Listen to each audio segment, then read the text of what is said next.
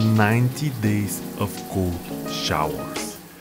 Before we start with this video, let me answer the obvious question. Why the fuck am I doing this?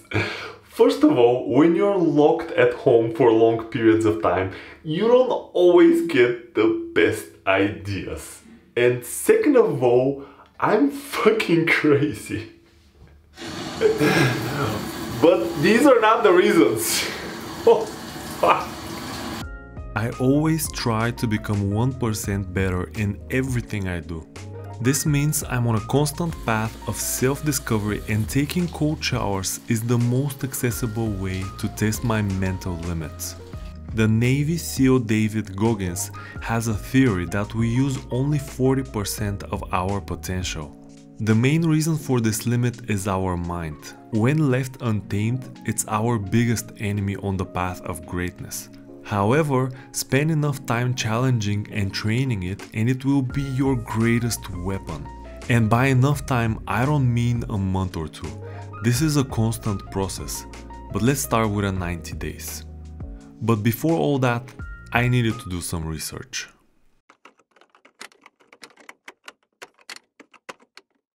Your organs begin to fail. Your breathing rate slows, you lose coordination, your heart rate begins to slow down, and your body even stops shivering. Shivering is good. Shivering is good. The first few weeks went by like a breeze. I was riding the wave of initial motivation and I was testing all kinds of different cold shower techniques. The teaser. Start as if you are taking a normal shower, but within the first 30 seconds you start turning the knob more and more towards the cold water until your balls start to hurt. The quickie. Start by using only cold water and make sure you finish before your balls start to hurt. The fluffer. This one is for pros only. Take the shower head once you're done with your quickie and just use it to go down your body, your back, your legs, and do this until your balls freeze up. Around day 20, I hit my first major obstacle. For the past week or so, it has been raining non-stop and it's about 10 degrees Celsius outside, which is not exactly springtime, and it doesn't really improve my experience of two cold showers per day now. This was just one of the excuses that my mind was generating. Once my initial motivation was far gone, my mind got to work. What if you get sick?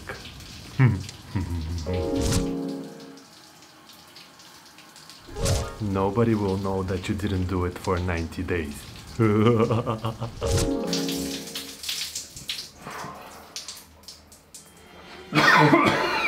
I'm coming to get ya. On one of those days, I was extremely close to quitting.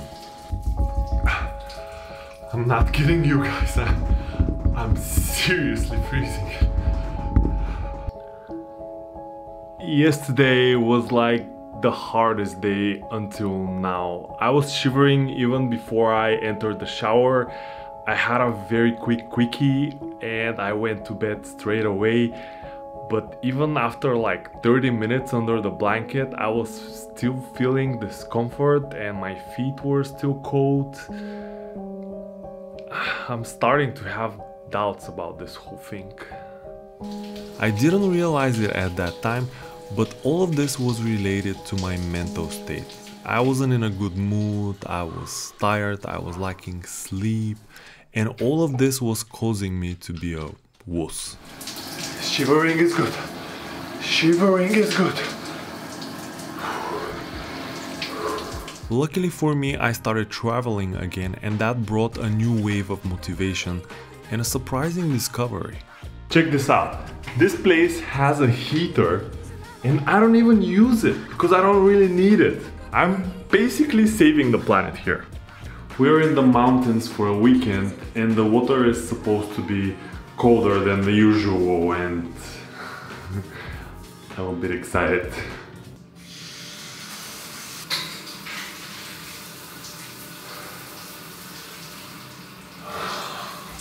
Oh, it's actually not that bad.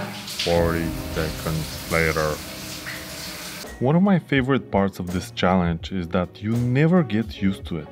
Every time I have to take a shower, I must jump over a mental hurdle. After day 15 of the Tony Robbins morning routine, it was already a habit up to the point of the cold bucket/shower. And around day 60, I came to an unexpected realization. I'm stressed.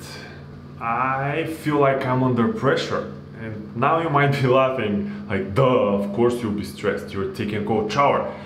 Yeah, but it's the same type of stress like I'm having at the office when there's an issue or when I have a problem at home. I cannot think straight. This thought of the cold water just consumes me. And I've lost all my creativity, and the shower was a place where I had some of my most creative ideas, and now that's gone. I can use cold showers as a daily practice of dealing with real-life stress. Quite often when I'm in an actual stressful situation, I don't have the time to think of other solutions and why am I feeling stressed and so on. But this somehow generates a control environment where I can study and actually overcome stress better in the future when it matters the most. That's great. That's like, I should have like a, I don't know, I should write a paper on this. With a new mindset and a lot more awareness, I soldiered on.